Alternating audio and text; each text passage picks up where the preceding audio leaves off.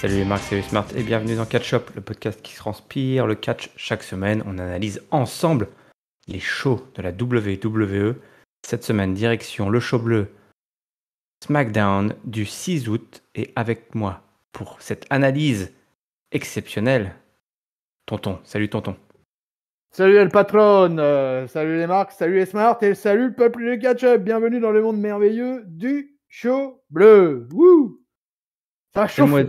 Ça chauffe, c'est le mois d'août. On est bah oui, à 2 semaines là de SummerSlam, Et oui, l'événement catchesque le plus chaud de l'année.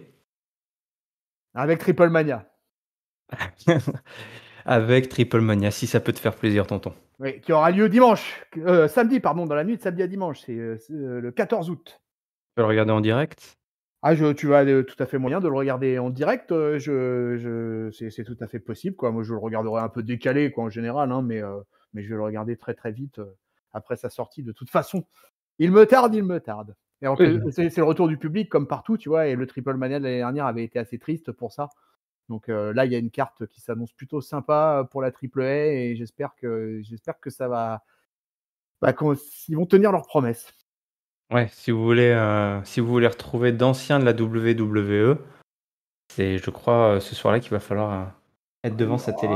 Il y en aura quelques-uns à Triple Mania, mais pas tant que ça, en fait, quoi. Ah bon, il y aura Andrade, bien sûr, bien évidemment, qui est un tête d'affiche, un des piliers de ce Triple Mania Je pensais à lui, 29. effectivement. Mais après, finalement, dans le roster de la Triple A, il n'y a que très très peu de gars de la WWE quand même, quoi. Ou alors, tu as des crashs industriels mexicanos qui sont passés par le Performance Center ou des vieux catcheurs qui sont passés par des tryouts de la WWE et puis qu'on fait un match ou 5 et puis ça s'est arrêté là. Qu'on jobait, quoi, hein, qui ont été des jobbers des familles. Et puis t'as Mystico, Sin Cara, qui vient faire des botches de temps en temps. Voilà, c'est ça la Triple A. Voilà, donc écoutez, si vous êtes nostalgique des botches de Sin Cara, Exactement. direction Triple Mania. Je vous encourage à suivre Triple Mania le 14 août. Peut-être même que l'année dernière, je m'étais fendu d'une petite review solo, alors c'était compliqué.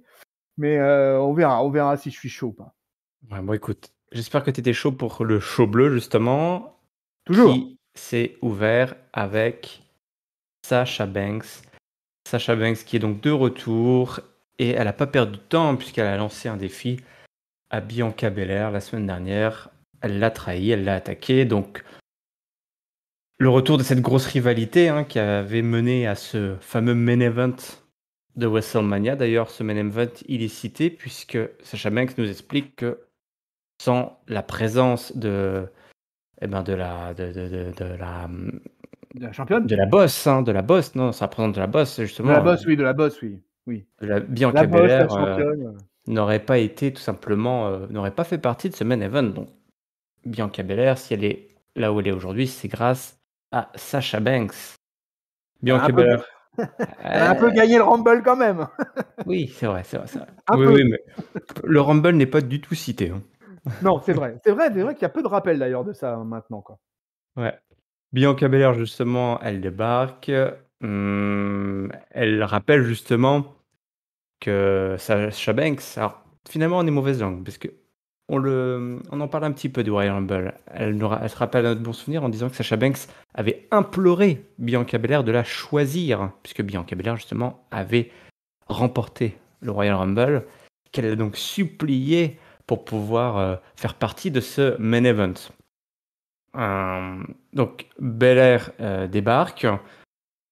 Donc elle fonce tout droit, alors elle est magnifiquement habillée, Bianca Belair, et aux couleurs du show bleu. Mais c'est Zelina Vega qui vient interrompre à son tour l'opener.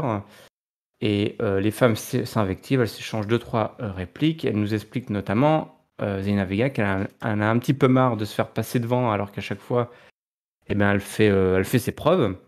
Et donc qu'elle mérite sa place, elle mérite d'avoir un title shot. Et alors que, il y a une espèce de, il y a une petite embrouille sur ce que tout ça, sur quoi va tout mener. On nous annonce du coup un match de championnat pour Zelina Vega face à Bianca Belair ce soir. Je me demande même si c'est pas, oui, c'est comment il s'appelle? Adam Pearce, Adam Pearce et Sonya Sonya Deville Deville. qui débarquent, hein, pour annoncer ce qui semble être un match de championnat, mais on se rendra compte un petit peu plus tard que c'était pas aussi clair que ça. Qu'est-ce que tu as pensé de cette ouverture de show? Mon Alors bon écoute, copain. tu sais que Bianca Belair, c'est sa propre costumière. Parce que tu l'as félicité pour sa tenue de scène en arrivant dans ce SmackDown, mais comme d'habitude, c'est elle qui crée ses propres costumes, qui les coud et tout, quoi, hein. Attention, elle ne fait pas que les dessiner, hein. Elle fait de la couture et tout ça, quoi. C'est assez impressionnant, quoi. Et passé ça, bah écoute, moi je suis très satisfait. On en a parlé la semaine dernière, je sais plus qui était mon comparse. Il me semble bien que c'était l'ami Papy. Et bah oui, parce que c'était dans le Super Catch-Up. Allez, écoutez, c'est en ligne. Ça serait trop raté, trop bête de le rater. Et on en parlait. Bah, on était plutôt tous chauds, tous lancés sur le fait que c'était plutôt sympa cette rivalité. C'était vraiment le haut du panier à SmackDown chez les filles. Que Sacha est revenu à bon escient et à un très bon moment, hein, bien sûr, comme ça, à 3 semaines, 1 mois de SummerSlam. Je trouve que ça va d'évidence, ce Sacha Banks versus Bianca Belair 2. Ça me paraît totalement logique, totalement dans la continuité de ce qui s'est passé à WrestleMania et depuis que Bianca Belair a gagné justement ce fameux Royal Rumble. Donc plutôt satisfait, plutôt un opener assez sympa, assez classique finalement dans SmackDown, mais ça c'est une bonne chose, puisqu'on commence souvent avec le champion ou la championne tu vois, dans le segment d'ouverture, et ça moi j'aime bien. Et avec Roman Reigns, ils s'en servent souvent justement après pour en faire une sorte de fil rouge tout au long du show en général. Et là, c'était pas tout à fait dans le même esprit, mais par contre, c'était sympa, ça tenait la route, c'était solide. Solide sur les appuis, cet opener. Ouais, les 3 filles ont bien délivré, comme on dit. Il y avait Ouais, pas ouais, mal, ouais. enfin, Bianca Belair est de plus en plus à l'aise dans l'exercice. Bah, je te dirais Donc, j'ai juste le seul truc, c'est que bon, Zelina Vega me paraît bien en dessous des deux protagonistes de la title picture. Mais pour moi, Zelina Vega, on en reparlera un peu plus tard, mais il y a quand même pas mal d'énigmes à propos d'elle, quoi. ouais, il y a pas mal de lignes, mais on verra que dans une autre course au titre, on nous fait aussi le coup de la triplette, hein. Tu Ah, la le triple frite, ouais, oui, hein, la triple ah, frite, hein. Eh tu oui. as l'affiche principale des 2 main eventers et tu un petit poisson qui essaye de se frayer son chemin là, à chaque fois. Donc, Ouais. c'est une façon aussi d'occuper les protagonistes, Non. jusqu'à SummerSlam. Donc, On peut, plutôt un bon opener, plutôt bien joué par chacune des protagonistes. on peut pas leur en vouloir de tenter la triple frite de temps en temps, vu qu'à Catch-Up, on en est les premiers utilisateurs. Ah ouais, exactement. Pas de triple frite pour le match qui a suivi, Non. puisque Dominic Mysterio affrontait Jey Uso. Voilà, chaque semaine, un Mysterio affronte un Uso.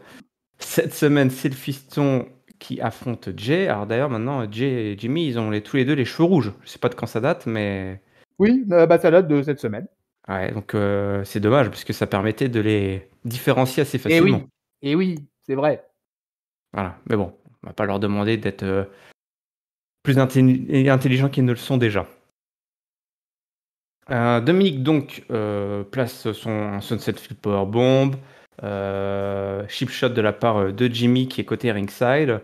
Alors ce match est basé autour de Dominique et Ray s'entraident, hein, puisque la semaine dernière, Dominique est intervenu en faveur de Rey Mysterio pour Voilà. l'aider à gagner son match, hein. Il avait ressorti le coup qu'avaient fait les frangins Uso pour gagner le titre, hein. Il avait aidé son paternel à faire le tomber et du coup là, il y a une espèce de pas de compétition entre le père et le fils, mais chacun veut faire ses preuves puisque direction SummerSlam, hein, où le titre sera en jeu. Et donc là, Dominique expliquait à son paternel qu'il n'aurait pas besoin de son intervention. Il peut gagner sans l'intervention de son paternel, mais pourtant Rey Mysterio, il est obligé d'intervenir puisque lors d'une, je sais plus quel move, il intervient près de Jimmy, donc ça crée une petite distraction. Jay, du coup, il peut en profiter pour placer son splash depuis la dernière corde pour la victoire. Et du coup, c'est victoire des Usos, un partout, balle au centre entre les Mysterio et les cousins des frangins Usos. Ouais, un partout, 3 partout, 4 partout, parce que bon, vu le nombre de fois où ils se sont affrontés ces dernières semaines, que ce soit en tag team ou en 1 contre 1, ça commence à devenir assez impressionnant. La famille Mysterio reste les challengers naturels aux champions actuels. Si tu veux, c'est pas trop mal, mais ça commence à devenir un peu redondant là. Et par contre, ils nous offrent toujours des matchs à peu près de la même facture, entre 8 et 10 minutes. Celui-là échappera pas à la règle parce qu'on aura un match de 9 minutes 12. Ce qui est plutôt pas mal dans les critères de SmackDown, qui a souvent des openers assez courts. Donc là, pour le coup, on a eu un match de catch. Voilà, ça peut commencer à devenir répétitif. Et ça serait bien que. Enfin, je serais assez partant pour que, effectivement, bon, bah là, on va aller au bout parce que SummerSlam, c'est dans 15 jours maintenant. Mais je serais quand même assez partant pour que, si tu veux, à l'après SummerSlam et avec la draft qui arrivera dans la semaine qui suivra, les cartes soient un peu rebattues dans la Tag Team Division et qu'on voyait un peu plus de monde et un peu plus de compète autour du titre Uso Mysterio. Moi, j'adore les deux équipes, il n'y a aucun problème. Mais moi, j'aimerais bien avoir un peu plus de monde dans la danse.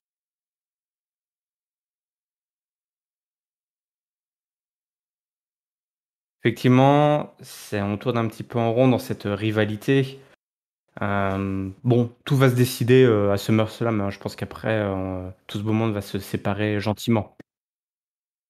Oh, tu crois que tout ce beau monde va se séparer carrément? T'es carrément dans la séparation, dans le divorce?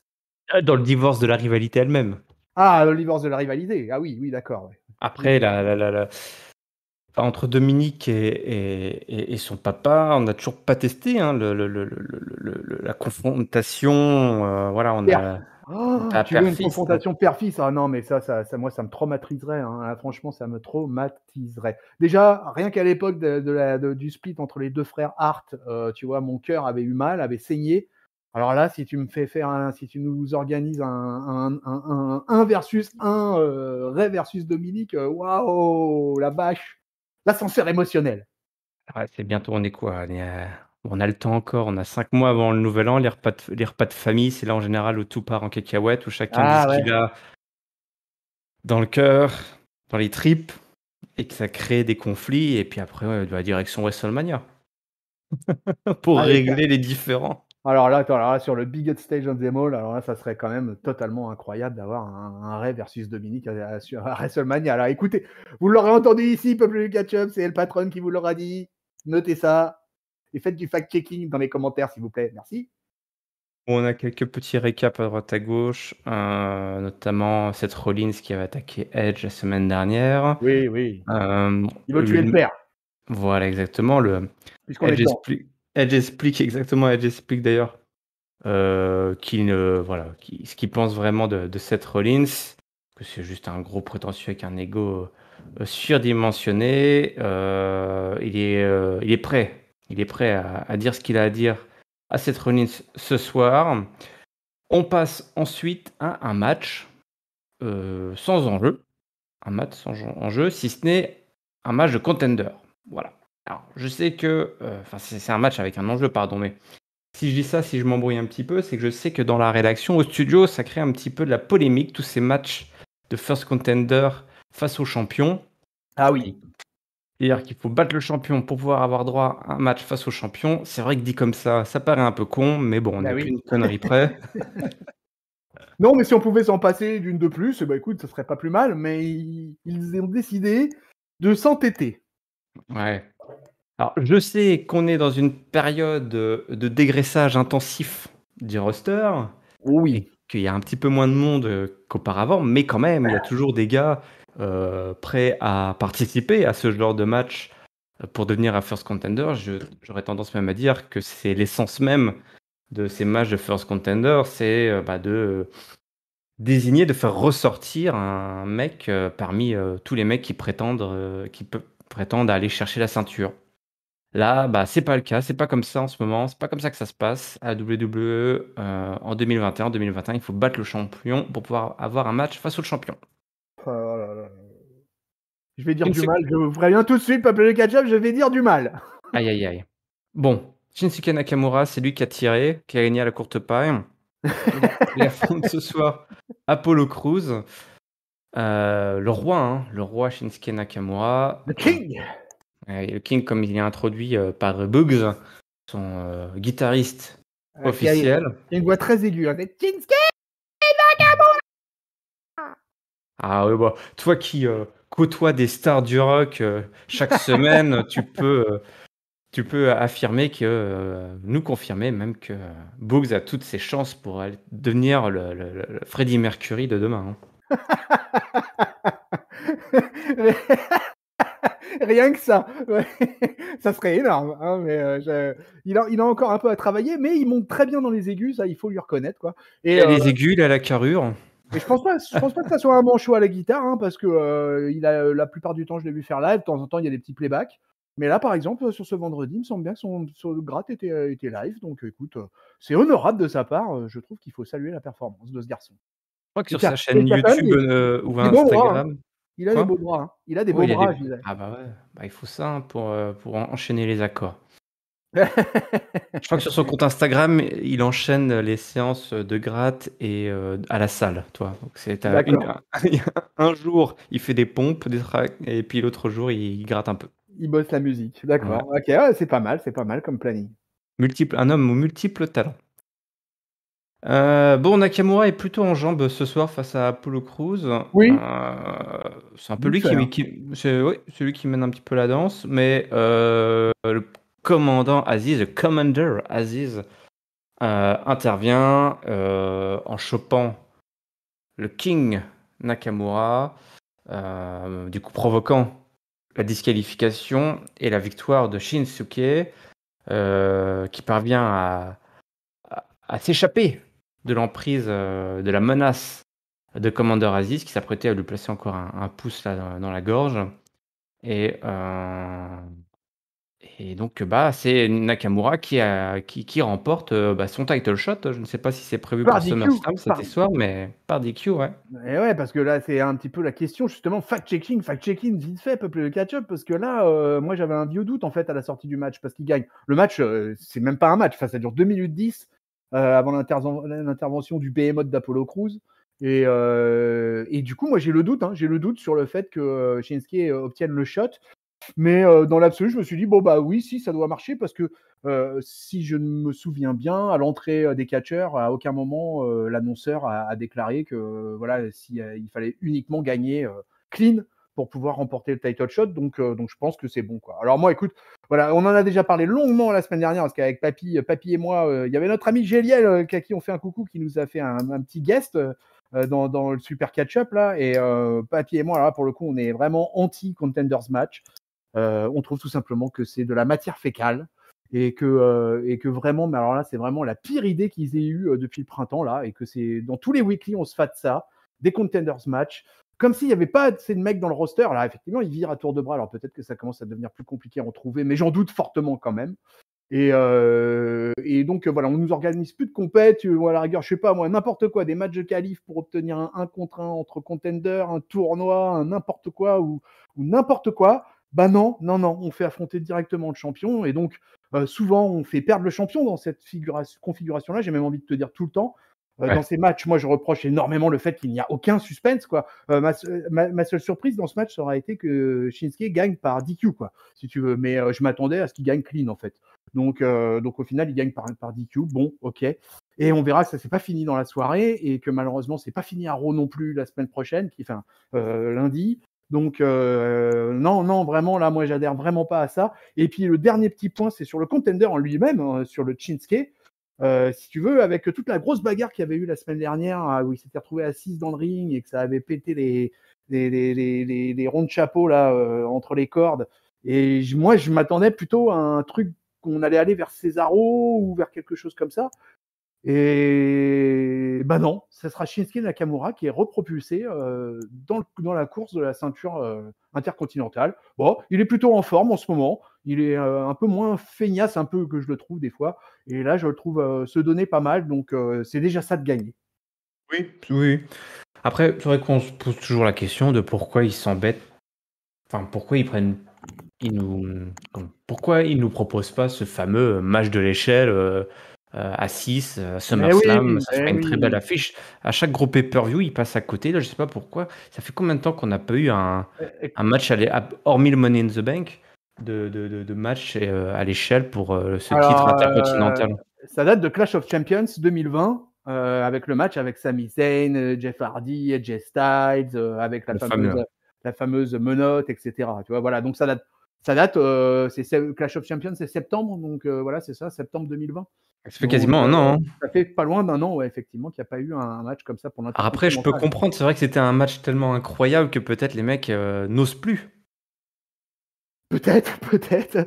Je sais pas, je sais pas comment c'est organisé. Après, peut-être que tout simplement, ils ne veulent pas avoir multi-participants cette ceinture à l'heure actuelle.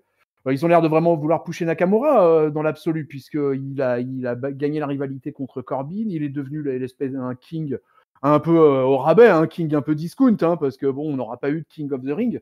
D'ailleurs, on n'en aura pas, d'ailleurs, je pense, tout simplement, puisque apparemment la WWE s'oriente vers un Queen of the Ring. Alors, la date n'a pas encore été dévoilée, mais en tout cas, ça semblerait complètement dans les tuyaux, cette affaire. Et donc voilà, donc pour revenir à Shinsuke, il est un roi sans royaume finalement. Hein. Les gens s'enterrent, notre ami Shinsuke. Tu parlais de Queen, il y en a une qui a brillé par son absence ce soir. C'est Natalia, la Oui, Queen of bah oui. Hearts. Eh ouais, elle Et est pas là, pourquoi elle est aussi blessée. Elle est Eh oui. blessée. Qu'est-ce qui s'est passé? Comment elle s'est blessée? En grosse entorse, elle s'est prise Doudrop voilà, sur un move où elles se sont mal réceptionnées et malheureusement, on le voit bien, en direct, les replays, etc. Enfin, on voit bien que la blessure est complètement legit. Un peu à la footballeur, tu vois, qui voilà, t'as la cheville qui est prise dans la boîte à gants et puis clac. Et puis Doudrop, c'est un colosse au féminin. Hein. Donc quand tu te la prends sur la jambe, ça rigole pas. Quoi. Tu rates ton move, aïe. Mais attends, tonton, est-ce qu'il y a une bonne façon de réceptionner Doudrop? Parce que tu dis mauvaise réception de Doudrop, mais attends, est-ce qu'il y a une bonne façon de la réceptionner, Doudrop? Ah, peut-être que Nia Jax ou Tamina auraient la solution, peut-être, dans les powerhouse féminines. Mais sur les gabarits un peu plus, même si Natalia fait pas partie des poids les plus légers chez les femmes, quoi. Et c'est quand même assez musculeuse et puis c'est une vétéran, donc elle connaît le job. Hein, mais bah voilà, ça fait partie des risques du métier. On en avait assez parlé avec Tristan Archer, je crois, dans un You Talk Too Much, ça, du contexte des blessures et tout ça. Et donc voilà, il y a des paramètres des fois immaîtrisables et le catch en fait partie, comme toutes les autres disciplines où on met son corps en avant. Natalia n'était pas là ce soir, mais Tamina est là, elle représente puisqu'elle a les 2 ceintures avec elle, hein. Et elle a un match face à Tegan Nox, accompagnée de Shotzi sur son petit tank, à roulettes. Donc un match extrêmement rapide, hein, tonton. Ah ouais. Si ça a duré 2 minutes, c'est déjà beaucoup. 2 minutes 04 exactement, mon cher patron. Shotzi, tire à vue. Voilà, elle tire depuis son tank là, alors elle manque complètement sa cible, donc voilà. Elle avait une mission, hein, un truc à faire, elle le loupe. Mais ça permet, à sa copine de placer un roll-up pour la victoire et du coup, on a ce qui ressemble fortement à des first contenders Oh oui. pour aller chercher très rapidement la ceinture. Oh oui, ça sent très très fort les number one contenders. Je me demandais même s'ils allaient pas faire un handicap match, un handicap contenders match pour Oui, déterminer. c'est presque décevant, hein. Ouais, on en était presque là. Tu vois, bientôt, on va avoir des stipulations à 5, 6 appellations, tu vois, quoi. Et on en est limite. Mais en tout cas, oui, tu as vu clair dans leur jeu. Clairement, Tegan et Shotzi là sont lancés pour être le number one contender. C'est pas fait pour me déplaire. Hein. Shotzi, elle a fait ses preuves en tag team avec Ember Moon. Elle a détenu le titre NXT. Tegan Nox, elle a été gravement blessée. Elle est très gravement blessée aux 2 genoux même. Et la dernière en date l'avait mis sur la touche, je crois, pendant 1 an à NXT. Et finalement, elle est quasiment pas revenue par la case NXT. Elle a débarqué à SmackDown. Elle a été elle a fait une petite apparition seule le premier coup. Et puis après, depuis, elle a été placée avec Shotzi pour la bonne et simple raison qu'Ember Moon est restée à NXT, elle, de son côté. Et écoute, oui, ça me paraît clair comme de l'eau de roche, là, ces filles-là, elles vont se lancer. Et c'est bien, elles sont fresh, elles sont jeunes, elles vont affronter 2 vétérans. Donc, je pense qu'en termes de qualité de ring, alors le problème, c'est Natalia. Est-ce que Natalia sera remise pour SummerSlam? C'est toute la question. Elle a l'air d'être confiante sur son Twitter. Et donc, écoute, en tout cas, si c'est pas les contenders, ça y ressemble fortement. Alors, c'est vrai que tu as demandé Tegan Nox comment elle peut être encore là quand tu vois tous ceux qui se font virer, elle qui a plus de genoux. C'est-à-dire qu'elle a réussi à échapper au dégraissage intensif. Elle Oui. s'en est plutôt bien tirée, hein. La néo-zélandaise. Elle a un bon background, je crois qu'elle était bien aimée à NXT. C'est une chouchou de Triple H. Ouais, c'était une chouchou de Triple H. Alors attention, les chouchous de Triple H qui débarquent dans les roster, au secours, hein, des fois. Hein. Bon, parfois, c'est plutôt la malédiction, hein, d'être le chouchou de Triple H. Oui, exactement, ouais, ça porte pas forcément chance. Hein. On fait un coucou à Kisly, à Karrion Kross. Mais je sais pas, mais en tout cas, moi je l'aime plutôt bien, Tegan Nox. Quand elle est bien en forme, normalement, elle est assez athlétique et elle est capable de sortir du move. Chotzi, Chotzi, elle commence à s'installer, mine de rien, elle installe son personnage, et puis elle est populaire sur les réseaux sociaux. Tu vois, c'est une gamine de son temps, j'ai envie de te dire, et qui sait parfaitement s'adapter à toute cette communication, et qui, du coup, est en train de se monter sa petite pop, parce que on n'a pas parlé. On n'a pas parlé du public, mais jusqu'à présent, mon bon IRM, mais le public était plutôt chaud là, à Tampa là. Du coup, les deux filles, les deux jeunes ont eu droit à une belle pop quand même. Ouais, bah oui, effectivement, les filles ont une belle pop. Alors, c'est vrai que il y a de quoi être chaud, quoi. J'en voudrais à la foule de pas être chaude, bouillante. Faut en profiter là, hein, parce que je suis Ah pas bah sûr que ça oui, va pouvoir continuer là, tous ces spectacles c'est ça. en salle là, en public. Ce serait dommage de pas manifester sa joie. Bah ouais, hein, c'est un peu le principe du spectacle vivant, quoi. Donc, et c'est bien qu'il y ait de la vie sur les chaises autour du ring. Donc là, quand même, ça fait gravement plaisir, hein, là, depuis que toutes les, comment dire, les trucs sanitaires ont été levés, etc. C'est quand même, ça fait beaucoup, beaucoup de bien de revoir le public. Alors, public WWE, public AEW, par exemple, c'est pas la même limonade. C'est assez drôle, moi qui regarde les deux fédérations, c'est assez drôle de faire le comparatif. Ouais. Mais je sais pas si tu as vu le Raw de la semaine passée, là, de lundi dernier, mais où le public a quand même été assez incroyable parce que ça se passait à Chicago, donc entre les CM Punk et les We Want Wyatt, on a été gâtés. Mais là, le public de Tampa était plutôt sympa et plutôt bienveillant, j'ai envie de dire. Un peu de bienveillance, ça fait pas de mal de temps en temps. Alors, un qui ne veut pas de bienveillance, c'est Edge. Ah ouais, ouais. Edge nous explique qu'il est content. Il est content, il est même soulagé. Soulagé que Seth Rollins ne soit pas là ce soir. Puisque Edge, il veut pas aller au poste. Il veut pas se retrouver derrière les barreaux pour ce qu'il aurait fait à Seth Rollins. Il y a quelques années, il lui aurait déjà foncé dessus et ça aurait été la grosse bagarre. Parce qu'en fait, ils sont assez proches. Seth Rollins, Edge, ils partagent beaucoup de points communs. Ils sont vicieux tous les deux, opportunistes. Et il va lui montrer une bonne fois pour toutes pourquoi il est Edge et pourquoi il est là. Et il l'appelle même un Seth Rollins est un Edge Light, donc un Edge au rabais. Entre-temps, Seth Rollins est apparu grâce à cette technologie incroyable qui est la liaison satellite. Il apparaît sur écran géant, Seth Rollins. La liaison satellite dans les vestiaires. C'est ça. Eh ben, écoute, c'est quand même, voilà, Ah, ça marche bien la fibre, hein. écoute, c'est quand même voilà, à noter, un haut fait technologique à noter. Seth Rollins nous explique que lui, il faut toujours un plan B. C'est bien quelque chose qu'il a appris, c'est d'avoir un plan B. Donc il y a beaucoup, beaucoup, beaucoup de rappels à la fois à leur histoire personnelle et à ce qui les lie. Donc j'ai beaucoup aimé cette promo. Edge explique qu'il a un plan B et le plan B, c'est un match, un défi lancé à l'architecte pour SummerSlam. Alors, Rollins il est mort de rire. Il dit, mais qu'est-ce que tu racontes? Tu veux vraiment savoir ce qui va se passer si cette fois-ci, enfin, comme mon pied, ma semelle va s'écraser sur ta nuque et briser tous ces os soudés que tu as. Le fameux bout de travail qui n'avait pas terminé il y a quelques années, hein, souvenez-vous. Seth Rollins n'était pas allé jusqu'au bout de sa menace qu'il avait failli tuer en direct Edge. Et alors là, ça commence à balancer sur la famille. Et là, Edge, il devient hors de contrôle. Il veut et donc il veut une bonne fois pour toutes détruire Seth Rollins.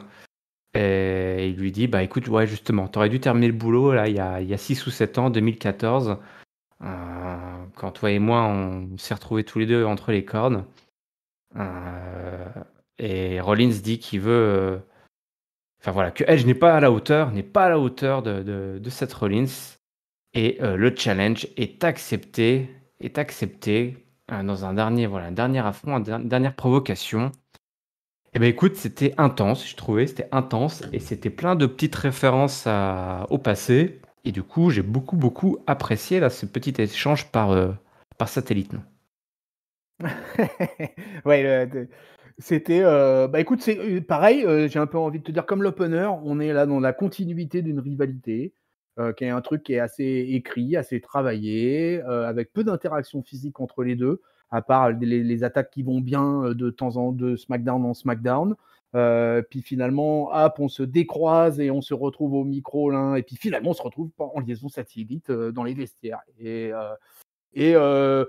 Alors, moi, le seul truc, c'est quand Seth Rollins dit au début que ouais, pour SummerSlam, machin, c'est mort, etc. Bon, on sait très bien que voilà, au terme de la promo, il va l'accepter de toute façon. Et qu'il va y Donc, penser. ouais, il dit qu'il va y penser, mais bon, on t'a reconnu, Seth, là, hein, ok.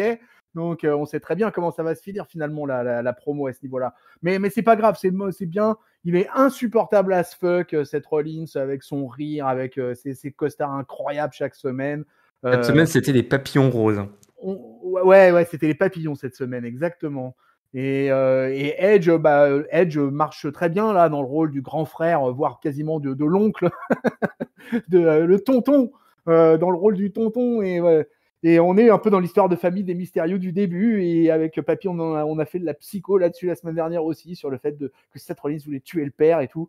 Et d'ailleurs, Edge appuie complètement sur cet angle-là, quoi, puisqu'il lui dit de toute façon que tu veux être un be like Edge en fait, hein, et que toute sa carrière n'a été qu'une suite qui ressemble fortement à ce qu'a fait le Canadien à la WWE. Et Seth Rollins, de toute façon, pour moi, est complètement legit finalement dans ce rôle du successeur d'Edge. C'est un peu un Edge 2.0, hein, et c'est finalement marrant que ces deux gars-là se croisent à un moment de leur carrière en 2021 comme ça.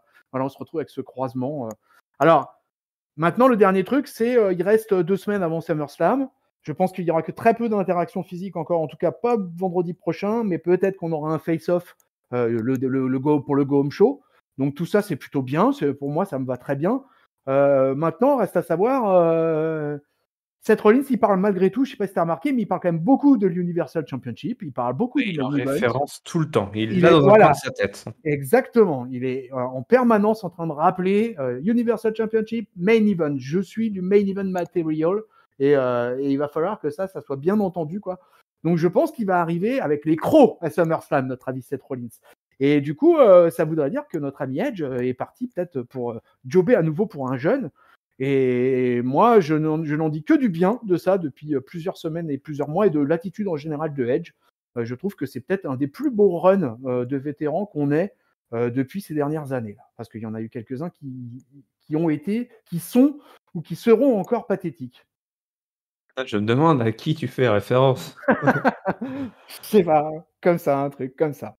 Ouais, effectivement, là, on sent que Edge, il est impliqué. Je dirais même qu'il est. Je ne veux pas dire qu'il est enfin à sa place, parce que ce serait comme manquer de respect, je pense. Et il a quand même beaucoup apporté.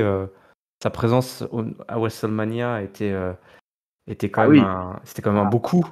Et au contraire, il a carrément fait le job pour Roman Reigns. Mais on se souvient à son arrivée qu'il voulait affronter tout le monde, Edge. Dans les vestiaires, il croisait Cesaro, il dit bah oui, j'ai envie de t'affronter. Il croisait Dolph Ziggler, mais oui, j'ai envie de t'affronter. Il croisait Tamina, il disait mais bien sûr, j'ai envie de t'affronter. Donc maintenant, il est temps de montrer qu'il avait vraiment envie d'affronter tous ces gens. Et là, en l'occurrence, face à Seth Rollins, c'est naturel, ça s'écrit tout seul, et ça peut nous occuper les deux bonhommes. Alors, temporairement ou un peu plus longuement, il y a quand même pas mal de monde, on le verra un peu plus tard, qui veut affronter. Ces gens sont fous, hein, mais qui veulent affronter Roman Reigns. Donc, ce match à SummerSlam n'est peut-être qu'un des chapitres de cette rivalité entre les deux, ces deux manipulateurs. Hein. Peut-être qu'après SummerSlam, Roman Reigns ne sera pas champion non plus aussi. Hein. Peut-être que, peut-être que les cartes ont été rebattues d'ici là. Eh ben écoute, peut-être. Je parierai pas ma paye dessus, mais qui sait. En tout cas, la tête de la table va fêter à SummerSlam fêtera ses 1 an de règne. Et oui, puis ça passe vite, un an finalement. Ça passe vite. Bon, un match qui est passé vite, les Street Profits contre, alors, Robert Roode et Dolph Ziggler. Des fois on les appelle les Dirty Dogs, des fois les Dogs, des fois on leur donne juste leur nom. Il faudrait peut-être qu'ils se décident une bonne fois pour toutes. Un match entre ces deux équipes. Hein.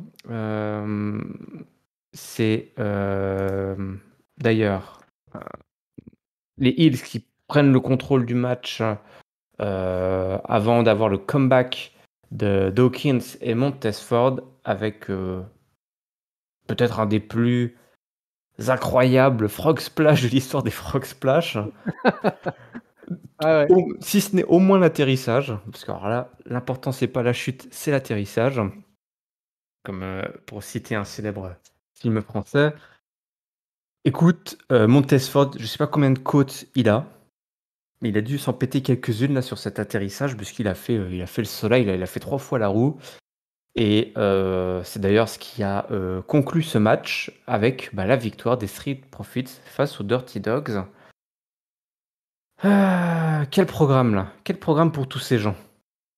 Ah bah, un programme, d'attente de toute façon, d'attente, de mid-card, alors je parlais au début de la review sur, la Tag Team Division, bah, voilà, là on est en plein dedans, donc voilà 2 équipes, legit, hein, là aussi, 2 équipes, anciennes champions,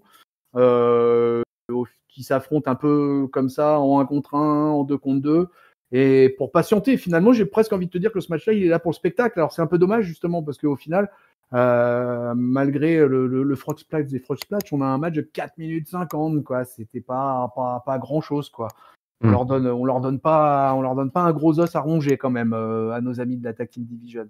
Mais ça veut dire qu'on a 2 équipes compétitives quand même qui restent à l'ombre des Mysterio et des Usos. On va en reparler, je pense, beaucoup plus sérieusement à la sortie de SummerSlam, encore une fois. Hein. Là, je pense que là, vraiment, de toute façon, on est lancé sur les 2 dernières semaines. Là, c'est la course finale vers la construction de la carte de l'événement de l'été. Bon, ce match-là, il passe, c'est très bien. C'est là pour faire le spectacle. Ça le fait, mais c'est très court. Ouais, c'est très, très court, intense, un petit match pour mettre, les Street Profits dans le bain là, en public. Ouais, ouais. On fait tomber les gobelets rouges, on donne une victoire aux gentils avec un beau finisher. Puis avec des 2 bons catcheurs, 2 bons sailors comme Roode et Ziggler Ah ouais. face à un Dawkins qui est pas maladroit et un Montesport qui est complètement ahurissant par moment. Ça donne quand même de la qualité entre les cordes, quoi. C'est plutôt cool. Ouais, voilà, ça cochait toutes les cases du bon petit match de mid-card, Ouais, de mecs sans programme, quoi. ouais, ouais. Bon, une qui avait un programme, même si c'était pas très clair, c'est Zelina Vega. Elle a enfin son match. Alors, Ça bon, y est. elle s'est un petit peu fait voir entre-temps. Comme je vous l'explique, au début, on nous a annoncé un match de championnat, et puis finalement, il y a une petite embrouille administrative qui fait que maintenant, c'est un match de contender. Alors, Zelina Vega dit: «Oh bah ça m'embête pas, parce que de toute façon, je compte bien battre tout le monde». Enfin, j'aurais quand même été un petit peu énervé à sa Ouais, place. ouais, moi aussi. Tu perds un title shot pour un contender, bon, bah, je vois pas trop où est le contentement dans cette affaire, mais bon. Alors, on est vraiment dans les défauts de procédure à la con. Ah ouais. Je veux dire, les gens devraient être dans la rue en train de manifester à l'heure actuelle. Bon, c'est pas grave, elle est motivée, Zelina Vega, ça, on peut pas lui enlever. Donc elle rejoint Bianca Belair au ring. Bianca Belair, alors, dont on a loué les talents de couturière qui s'est changé en plus entre-temps, mais alors de la tête aux pieds, de la main gauche à la main droite. Elle a complètement changé de costume, de maquillage, de rouge à lèvres, la totale. Donc c'est vraiment un truc qui lui plaît, hein, visiblement. Ouais, il faut. Zelina Vega, elle a tenté 3 ou 4 fois d'endormir Bianca Belair en plaçant un slipper, mais je suis pas sûr que c'était la meilleure idée du monde. Puisqu'à chaque fois, elle s'est fait, rabattre le claquet et renvoyer dans les cordes. Ah ouais. Et après un premier DDT pour un near fall, Belair attrape une fois de plus Vega, qui arrêtait pas elle était vraiment après, elle voulait pas la lâcher. Et elle lui place, le Kiss of Death, KOD, pour la victoire. Une petite victoire, définitive. Voilà, qui, on va dire, prépare le main event une bonne fois pour toutes pour SummerSlam. Les choses sérieuses sont là pour Bianca Belair, qui va donc devoir défendre son titre face à Sasha Banks. Ouais, alors du coup, elles ont droit quand même à un vrai match, puisque là, on a quand même un match de 9 minutes 30, donc là-dessus, pas de souci particulier. Grosse supériorité, malgré tout de Bianca et on se demande même, ouais, comme tu l'as dit d'ailleurs, à chaque fois, Zelina sur les soumissions, mais comment elle peut s'en sortir même en posant ses soumissions tellement il y a un différentiel physique incroyable. Donc tu as vraiment une athlète d'un côté, quoi, et de l'autre, bon, la Zelina, elle est frêle quand même. Et par moments, c'est pas tout n'est pas super crédible. Donc, moi, je suis très dubitatif hein, sur son retour. Hein. Alors, finalement, on lui a filé un shot là parce que je pense qu'il fallait un peu occuper Bianca dans l'attente pareille de SummerSlam. On est un peu dans les mêmes critères que ce qui se passe sur le reste de la carte. Et du coup, c'est un peu Zelina Vega qu'on envoie au charbon pour occuper la championne. Alors, finalement, ils s'en sortent pas trop mal. Elles font un match de moins de 10 minutes, mais plutôt pas désagréable à suivre. Ça renforce notre championne qui reste championne et qui reste quand même bien difficile à jouer. Elle maintient le game, la Bianca. Et puis Zelina, écoute, moi, j'ai du mal à croire qu'elle restera, je le dis tout de suite, j'ai beaucoup de mal à croire qu'elle restera très très longtemps dans le roster. Elle est peut-être là, elle a peut-être signé pour quelques mois encore, j'en sais rien, je connais pas la nature de son contrat, bien évidemment. Mais même si aux États-Unis, pour ce que ça a comme importance, ça, je sais pas, j'ai pas l'impression que cette nana, elle est ce qu'elle veut et que utilisée comme elle était utilisée à Monday Night Raw avec Garza et Andrade, ça collait à mort. En manageuse, elle collait à mort. Elle avait le micro qu'il fallait, elle avait tout ce qu'il fallait. Je crois pas qu'en simple catcheuse individuelle comme ça, tu vois, ça apportera quoi que ce soit. Ou alors elle atterrira dans une tag team. Ouais. Ça manque de, je sais pas ce que tu en penses, mais tu vas me le dire, mais ça manque de profondeur quand même le roster féminin à SmackDown, non? Bah, c'est ce que j'allais dire. On envoyait Zelina Vega parce que qui envoyait d'autres en fait? Ouais. Il y a personne. Il y a aucune heel fraîche disponible, pas blessée, pour aller occuper Bianca Belair et qui soit pas genre toi une main eventeuse ou. Il y a personne et il faut que ce soit quelqu'un qui soit relativement connu du public. Mais il y a plus que Zelina Vega. Il y a plus que Zelina Vega. Donc, et elle a au moins le mérite de savoir tenir un micro. Donc, voilà, entre les cordes, c'est léger. Moi, personnellement, je n'aurais pas donné autant de temps pour ce match. 10 minutes pour Bianca Belair se débarrasser de Zelina Vega, c'est beaucoup trop généreux. Ça aurait dû être plié en 3 minutes, cette affaire-là, même pas. Donc, c'est un petit peu... C'est le gros reproche que je ferais, c'est que... utiliser Zelina Vega, d'accord, mais pas lui donner autant de temps entre les cordes. Ouais, mais en même temps, si tu l'as re-signé pour plusieurs mois et que tu l'incorpores dans tes storylines, pour la garder un peu forte, il faut quand même lui donner quelques minutes dans le ring, parce que si tu la fais squasher tous les vendredis, Alors dans ce cas-là, il aurait fallu trouver dans 3 semaines, on n'en parle plus d'Zelina Vega. Alors, dans ce cas-là, il aurait fallu trouver une stratégie de heal qui aurait permis à Zelina Vega de quasiment frôler la victoire, toi, un sale coup en traître, quelque chose comme ça. Ouais. Là, la tenue tête à Bianca Belair. Et même limite... le micro, tu disais le micro, mais même le micro, en fait, c'est pas pareil le fait qu'elle se vende. Là, c'est elle qu'elle vend au micro. Et quand elle était manager, c'était pas pareil. Elle était là pour défendre les intérêts de ses poulains. Et je trouve que ça change aussi ça, parce que du coup, quand elle défendait un Garza ou un Andrade, surtout, tu te disais ah ouais, ok. Mais là, Zelina Vega défend Zelina Vega et c'est compliqué. Oui, effectivement, derrière, ça assure pas forcément et t'y crois pas, quoi. Et ouais. Ouais, il faut du monde là. Il faut du monde là. Arrêtez de virer des gens, faites plutôt des transferts. Bah, d'ailleurs, il y a eu des transferts qui ont été faits, mais du coup, il faut représenter tous ces gens-là. Donc, on va peut-être être dans un petit moment de flottement dans la division individuelle féminine. Peut-être que on a besoin du shake-up un peu là. On a besoin du mercato. Ouais. Là, il y a du shake-up à la fin du mois d'août. Il y a le shake-up. Et je pense qu'il va y avoir des gens de NXT qui vont monter là, en particulier chez les plus âgés. Donc, puisque l'affaire à NXT, c'est qu'il y a eu une énorme charrette, dont Bronson Reed, surtout. Moi, je suis très, voilà, c'est un peu le nom marquant de cette charrette. Et, on aurait pu envoyer Bronson Reed face à Bianca Belair, ça aurait pu. Mais ouais, un powerhouse comme ça dans le main roster, moi, j'aurais pris tout de suite Bronson Reed. Mais bon, je sais pas ce qu'ils ont fait avec lui. Bref. Mais ce qu'on peut constater, c'est qu'ils vont installer des nouvelles règles.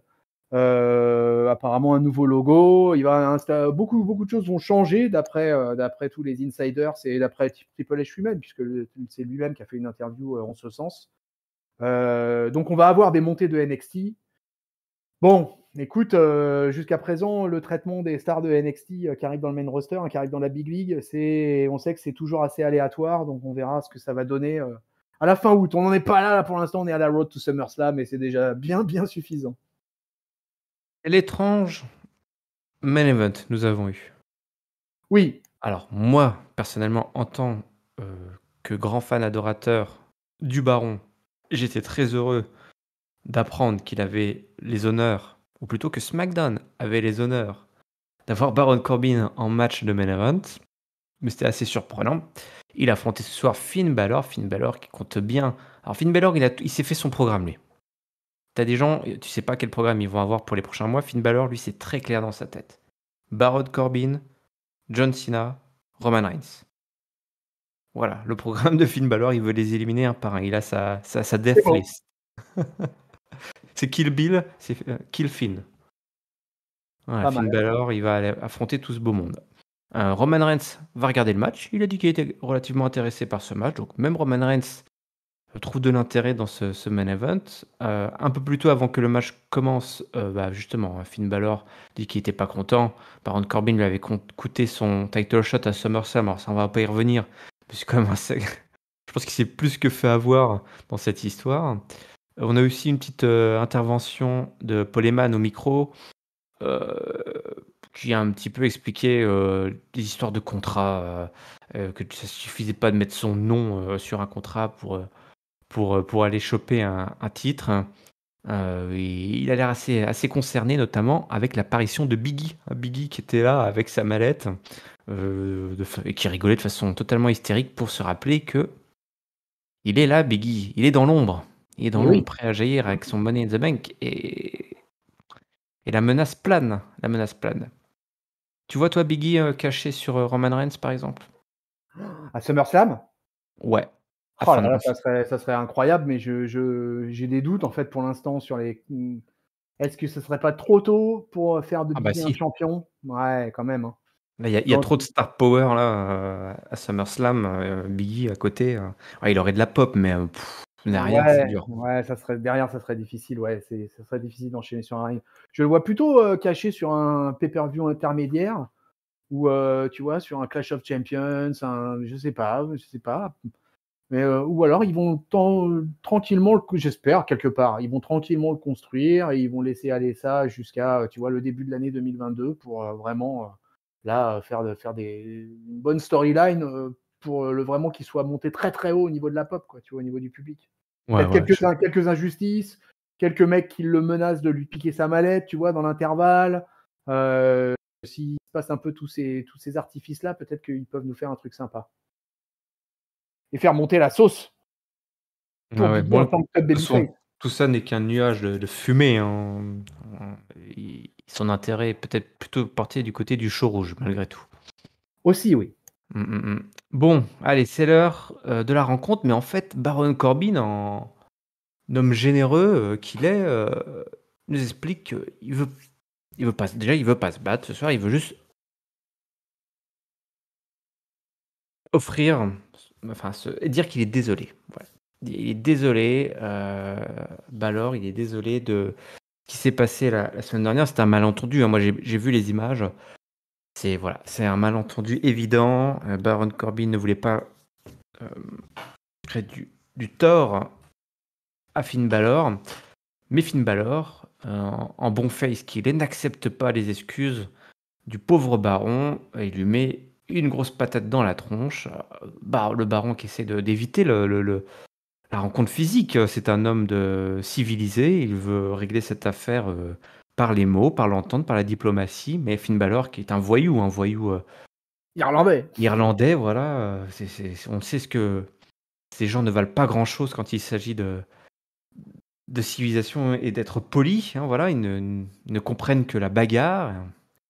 Et du coup, le pauvre baron, l'affaire est pliée pour lui, hein, très rapidement. Il se Ouais. prend un coup de grâce et c'est le tombé pour la victoire de Finn Balor. Alors, je trouve ça quand même assez honteux là, de nous montrer qu'aujourd'hui, en 2021, il n'y a plus de place pour la diplomatie, tout simplement.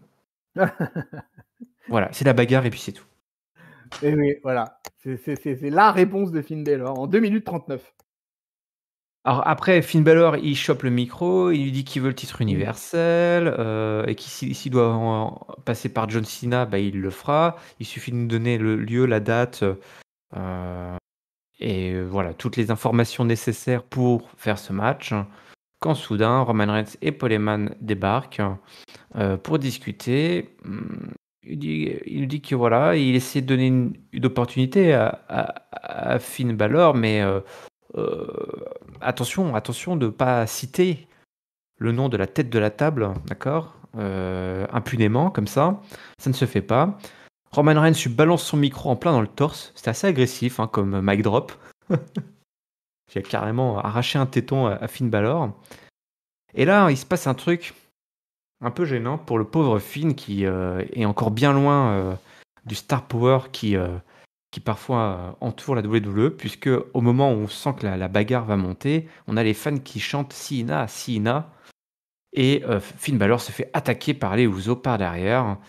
C'est la grosse bagarre, et Roman Reigns est obligé de finir le travail en plaçant la guillotine sur le pauvre Balor qui en plus tape, il abandonne. Alors ça, j'ai trouvé ça vraiment nul. Finn Balor qui abandonne, en vain évidemment, hein. Il aurait pu se contenter de s'évanouir pour... Non mais toi au moins pour C'est vrai, merde, nous le calme-toi. garder chaud quoi. Mais là, Finn Balor, Finn Balor, il a tout loupé ce soir. Il a raté une bonne occasion de montrer qu'il était un homme civilisé en acceptant les excuses du pauvre baron. Deux, il se fait ridiculiser par les fans qui ne chantent pas son nom mais celui d'un mec qui n'est pas là ce soir. Et 3, il abandonne alors qu'il n'y avait pas de match. Excuse-moi, mais Pas de soirée. effectivement, c'est pour nous envoyer des mecs d'NXT comme ça. Parce qu'en plus, ce mec nous dit que s'il gagne le titre universel, il va repartir avec à NXT. Non mais attends. Non, mais fallait pas l'inviter. Qui est le mec qui débarque d'où là? Il faut atterrir là, mon beau monsieur. C'est la Big League là. Eh Pas oui. chaud jaune, hein. Mais ouais, on est chez les patrons, là. Hein. Enfin, ça rigole pas, quoi. Non, mais c'est quoi cette affaire, franchement, hein? Bah dis-nous, tu vas nous expliquer, tonton. Bah peut-être, si j'ai envie, hein, parce que moi je suis comme Finn Balor, merde. Bon. La bagarre! Ah, voilà, il veut la bagarre, il veut éclater la tête à Baron Corbin, il lui met une cartouche, voilà, tout va bien. Et après, derrière, cette folie, quoi. Cette folie de venir parler comme ça, à la tête de la table. Non, mais il est pas bien, lui. Hein. Non, mais vraiment, ce garçon va pas bien, moi, je vous le dis. Non, mais c'est pas possible. Et je sais pas, je trouve ça assez étrange. Je suis un peu partagé. D'un autre côté, je trouve que c'est bien, parce que la famille, en tout cas, elle fait le boulot, quoi, les Usos, Roman, etc. Mais comme tu l'as signalé, effectivement, Finn Balor, c'est un peu incompréhensible. Puis alors, voilà, cette cerise sur le gâteau, là, il va ramener le titre à NXT. Finn, je pense dans le casque, il y a Vince, il a dit Finn, tu sais c'est quoi les audiences à NXT? Tu crois que tu vas ramener ma ceinture Universal Champion à NXT? Non mais t'as vu la vierge, gamin. Donc voilà, donc écoute, ce qui est pas mal par contre, le truc dans lequel je suis assez pris dans toute cette histoire, c'est que je trouve ça bien que dans la galaxie Cena Roman Reigns qui est là, qui a un star power absolu pour ce SummerSlam, quoi. Et bah que pour que les weekly soient digestes et on sait que Cena va pas être là tout le temps et tout ça, et bah qu'on ait glissé un autre mec du calibre de Finn Balor, parce que pour moi c'est un catcheur qui a un gros calibre, quoi, mais qui, même s'il fait n'importe quoi là, mais cette semaine, et la semaine dernière. Mais par contre c'est bien parce que ça peut permettre de proposer des matchs plus ou moins sympas, plus ou moins ouverts, un Cena Balor, etc. avant SummerSlam, donc pourquoi pas, ça peut donner un programme sympa. En quatrième position, tu as le Baron Corbin qui est là pour servir de bouffon du roi un peu et puis de se faire éclater par un peu tout le monde au passage. Les Usos en pitbull de la tête de la table. Voilà, toutes les ceintures sont détenues du côté de la famille. Donc finalement, écoute, ça c'est plutôt une bonne opération, je trouve, et ça continue à donner ce rythme à SmackDown qu'il n'y a pas à Monday Night Raw dans la title picture du champion. Voilà, à Raw, ça manque cruellement de rythme. À SmackDown, on n'a pas ce genre de problème. Même si on n'aime pas forcément trop les promos de tel ou tel mec, ou s'il y a tel ou tel truc qui est un peu too much, globalement, comme ça va vite, comme c'est rythmé, comme ça s'enquille de vendredi en vendredi, et que là, tous les fans, tout le monde sait, tout le monde attend ce John Cena versus Roman Reigns, qui est quand même peut-être l'un des plus gros matchs là, sur ces 10 dernières années là, qui va arriver à SummerSlam. Par rapport à la situation du moment, quoi, parce que Cena est over comme il ne l'a jamais été, peut-être, et pourtant il l'a été très très fort, hein, mais là en ce moment, dès qu'il rentre dans une salle, c'est la folie. Et puis Roman Reigns, et j'avais une question pour toi d'ailleurs là-dessus. Roman Reigns, voilà, toujours dans sa top illitude, et moi je trouve que alors c'est certainement le contact de Paul Heyman et le fait qu'ils bossent ensemble maintenant depuis des mois et des mois, mais je trouve qu'il se laisse narise par moment. C'est-à-dire qu'il parle de moins en moins, il joue de plus en plus sur le travail du visage et tout ça. Il vient en survêtement régulièrement dorénavant. Ouais. Il change de t-shirt assez régulièrement avec toujours des phrases un peu choc à 3-4 mots, comme le faisait Lesnar avec le Eat Sleep Repeat, Eat Sleep Conquer Repeat, etc. à l'infini. Et je trouve qu'il y a de la lesnarisation en Roman Reigns. Et je dis pas ça parce que ça me déplaît, au contraire. Je trouve que ce fait qu'il fasse passer par ses expressions de visage, son langage corporel, les émotions, et je trouve que c'est très très bon. Et j'attends ce main event parce que ça sera le main event, il ne faut pas rêver, et ça ne peut pas être autrement. Et je pense que ça va être un match énorme, et je trouve qu'il y a du suspense je finirai là-dessus. Je trouve qu'il y a du suspense dans ce match en plus, puisque pour moi, c'est du 50-50 cette affaire. Voilà, s'il y a bien un truc qu'on veut dans le catch, c'est le 50-50. Alors pas Ah le ouais. 50-50 de la low card où les mecs, Ah s'échangent non, les ouais, victoires d'une non. semaine à l'autre. 50-50 dans l'issue du match de main event de ce calibre. Mais complètement, monsieur, complètement, Mister El Patron. Alors là, on est totalement d'accord. Ça me vend du rêve, moi, ça. Roman Reigns, tu sais quoi? Il s'est trouvé, tout simplement. Mais oui, mais oui. Il est enfin devenu ce qu'il est censé être. Et ça, pour un catcheur, c'est le saint graal. Et c'est souvent un long chemin de croix, y compris pour les top stars d'aujourd'hui. Tous les Orton et les Cena vous le raconteront. Et si vous ne l'ont pas raconté, abonnez-vous au network. Il y a des fabuleux documentaires qui nous racontent les débuts de ces méga stars de la WWE, des débuts qui ont rarement été tout roses, où les mecs sont à chaque fois à la limite de se faire virer. Dès qu'on leur donne l'occasion d'être au top, les mecs déçoivent. Parce qu'au final, je pense personne ne sait exactement ce dont ils ont besoin, ou c'est toujours la différence entre ce dont tu as envie, ce que tu veux, et ce dont tu as vraiment besoin. Et ça, c'est vrai pour tout le monde. C'est vrai pour les catcheurs, c'est vrai pour la direction, et c'est vrai pour les fans. Et que tu as enfin tout ça qui s'aligne, où le personnage qui est incarné par le catcheur à l'écran est naturel, et où le mec atteint un niveau, on est dans du... Tu sais, on est dans du cinéma, du théâtre, quoi. Ah non, mais là... Et là, on a Pardon. un catcheur qui fait corps avec son personnage, et tu l'as dit, il le fait évoluer. Alors, moi, j'espère pour autant qu'on va justement garder cette psychologie de Roman Reigns, qui va pas trop se lesnariser, qui va le faire un petit peu parce qu'il devient un peu un monstre lui-même, toi. Et puis qu'on le fait un petit peu évoluer par petites touches. On voit qu'il est de plus en plus irrité par les différents opposants qui viennent le chercher, et qu'il est à chaque fois obligé d'aller un petit peu au turbin. Et donc à la fois, il se rapproche des mecs, mais en même temps, il s'éloigne parce qu'il doit gérer ses affaires et se protéger. Il crée à chaque fois un rempart supplémentaire entre lui et le sale boulot. Et il le tient parfaitement, ce personnage-là. Roman Reigns, il est impeccable. Après, pour moi, cette scénarisation, elle se traduit surtout par le fait de son langage corporel et de la manière dont il s'habille quand il est sur des segments hors combat. Parce que après, c'est un heel différent de Brock Lesnar dans le sens où lui, il est axé sur le fait du lien de la famille, de la tradition samoane, de tout le parcours aussi duquel il arrive, où il a été un top babyface aimé plus ou moins et franchement détesté par une grande majeure partie des suiveurs de la WWE. Et quand enfin il devient heel, peut-être que tous ceux qui étaient prêts à lui cracher dessus encore allègrement en se disant mais de toute façon il n'y arrivera pas, etc., il a prouvé à tout le monde que c'est le heel turn le plus incroyable de ces, allez, je sais pas, moi, pour moi, de ces 10-15 dernières années. Et je suis la WWE depuis le milieu des années 80.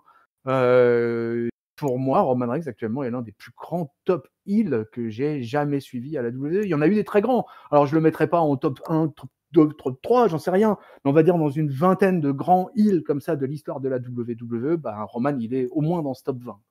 Et beaucoup déjà, parce que le mec n'est revenu qu'il y a un an, pile poil. Et oui, il tient sa ceinture. Pour l'instant, il a quand même fracassé tout le monde. Il en a fracassé quand même deux énormes noms à WrestleMania avec Daniel Bryan et Edge, quoi. Je pense qu'on peut difficilement avoir comme sur la carte de visite. Et faut pas oublier que malgré tout, sa carte de visite, elle était largement alimentée déjà avec toute sa carrière au préalable. Mais depuis qu'il est heel, il est rentré dans une autre dimension, quoi. Il est stratosphérique. Et tu te demandes... en fait, je ne sais pas si ça te fait le même effet qu'à moi, mais par moment, à SmackDown, je me dis, personne peut aller chercher Roman Reigns. Et il a fallu que Cena revienne pour qu'on ait un peu cette étincelle à se dire, ah ouais, ça y est, ouais, il y avait peut-être lui, ouais, quand même, ouais, il y a peut-être lui, ouais, tu vois.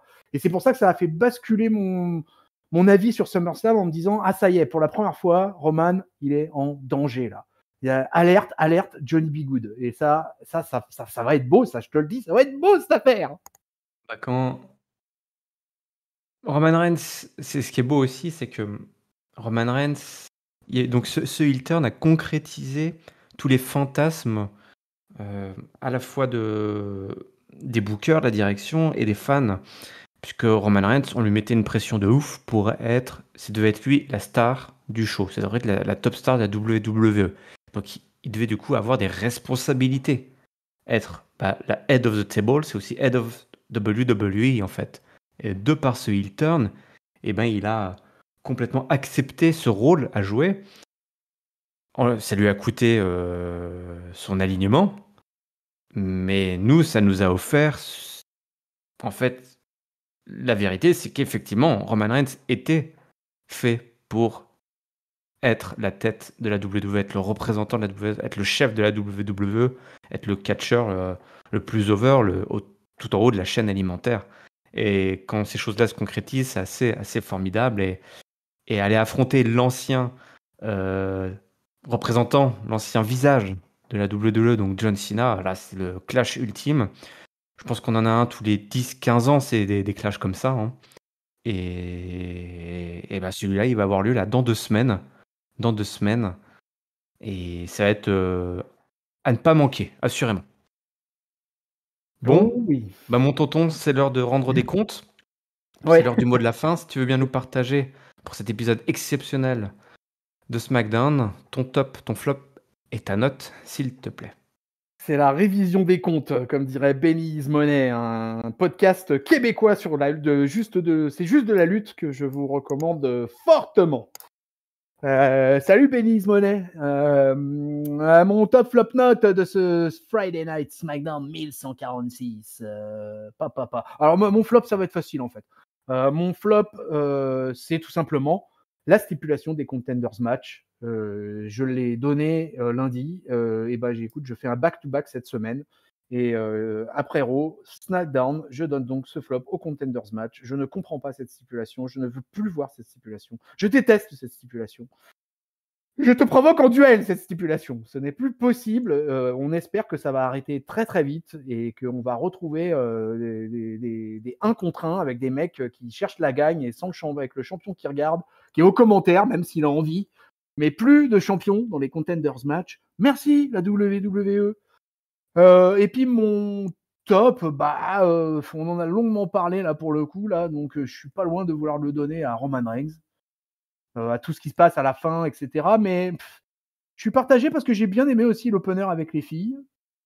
Finalement, c'est le catch qui a été un peu faiblard par moment dans ce SmackDown. On n'a pas de match, on n'a jamais un match de plus de 10 minutes. Beaucoup de matchs très très courts, quoi. 3 squash. Ouais, pas de véritable main event. Ouais, pas de véritable main event, puisqu'en plus c'est un squash, le dernier match de la soirée, donc c'est un peu compliqué.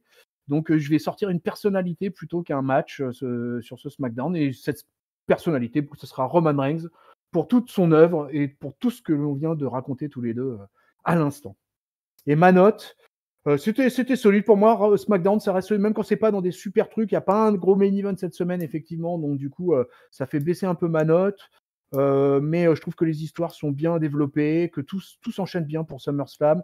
Je suis totalement client de Edge versus Rollins. Totalement client.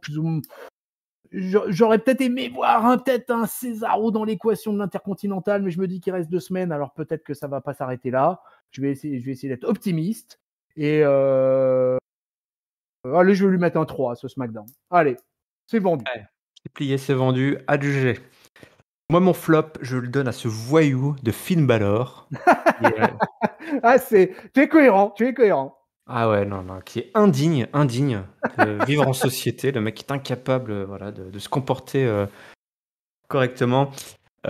C'est évidemment un peu pour la blague également, mais je regrette un petit peu qu'il ait abandonné, qu'il ait ce petit geste de tapote. Je comprends, c'est quand même Roman Reigns, mais j'aurais préféré que toi qu'il s'évanouisse, parce que derrière, s'il a un gros programme, voilà. Bon, pas de gros flop, hein, à vrai dire, pour être tout à fait honnête, dans cet épisode, qui a surtout fait la part belle, tu l'as dit, aux interactions, aux promos, beaucoup de promos, Et je trouvais que tout le monde était vraiment en forme. Dans ces promos, il n'y a pas eu de mec à la ramasse avec son micro. Donc rien que ça, c'est pas mal, hein, parce que c'est pas toujours évident. Et je sais pas si derrière les mecs et les filles ont eu des cours intensifs de promo, mais là, j'ai l'impression que tout le monde est un petit peu investi. Alors c'est peut-être la peur de se faire virer la prochaine charrette qui a motivé tout le monde, ce que je pourrais comprendre. Moi, mon top, je vais le donner à justement à cette promo entre Edge et Seth Rollins qui m'a super bien vendu ce match pour SummerSlam. J'ai beaucoup aimé, là. C'est d'un très bon calibre. Et puis ma note, eh ben, 3,25 hein, pour un SmackDown qui, certes, nous a pas offert, tu l'as dit, du grand spectacle entre les cordes, hormis ce Frog Splash sorti de nulle part. Ça n'a pas été folichon, mais après, pour le reste, on est concentré, on est focus sur le plus gros pay-per-view là, du mois d'août. Et finalement, c'est tout ce qu'on demande, hein. On est à 2 semaines quand même du pay-per-view. Ça sert à rien de trop se perdre. On peut planter des graines et ils l'ont fait pour la suite. Mais il faut aussi savoir nous vendre. Si on reproche suffisamment quand les mecs nous parlent de tout, sauf du pay-per-view qui arrive dans 2 jours. Là, ça va. Les mecs, ils sont concentrés, là, les bookers, les scénaristes. Donc 3,25 pour moi, mon bon tonton. Bon, et ben catch-up, c'est simple. Hein. SmackDown reste dans des belles notes. Et d'ailleurs, ça se voit au niveau du public. Hein, ça pète les 2 millions régulièrement. Le show a eu des petites baisses avec les JO et tout ça, mais globalement, le show bleu va bien. Hein, le show bleu vogue sur une mer tranquille et sympathique, quoi, avec un bon vent dans le dos. Un bon vent dans le dos. Eh bien, c'est l'heure de vous dire bon vent, justement, mes amis. N'oubliez pas, Catch Up, c'est votre podcast qui, toutes les semaines, analyse les chauffards de la WWE. Raw, SmackDown, des fois les deux en même temps dans le Super Catch Up. Ça, c'est un petit peu la petite gimmick hein, du mois d'août. On sait ouais, c'est vrai. Tout le monde, voilà, même au studio, on prend des vacances méritées. On sait que vous nous écoutez peut-être à la plage. J'espère qu'il fait beau, parce que c'est pas la grande météo hein, cette année. J'espère que vous en profitez. Hein. On peut encore sortir là. Donc n'hésitez pas à nous écouter sur la route quand vous partez ou sur la route quand vous revenez. C'est très simple, il suffit de vous abonner alors, sur toutes les plateformes de podcast habituelles, Apple Podcast, Google Podcast, PodCloud, Spotify, Deezer, mais également sur YouTube. Vous pouvez y laisser un commentaire, dites-nous ce que vous avez pensé de cet épisode, partagez votre top, votre flop et votre note. Le lien Discord est dans la description, n'hésitez pas à nous rejoindre. Les réseaux sociaux, c'est simple, c'est Catch-Up CDC pour Twitter, Instagram et Facebook. Tonton, je te remercie une fois de plus pour ta présence et ta bonne humeur. Écoute, j'étais ravi de partager cette review du show bleu avec l'impatience d'arriver à SummerSlam. Ah oui, c'est effectivement, là on a des belles affiches qui nous attendent hein, pour le show de l'été. En tout cas du show bleu. Du show rouge, je ne sais pas, mais ça, le show bleu, ça on sait. Ce soir, on a été rassurés. Yes. Allez, on vous donne rendez-vous la semaine prochaine. Et d'ici là, on vous souhaite évidemment à toutes et à tous une bonne semaine pleine de catch. Salut, salut. Salut le patron. Salut peuple de catcheur.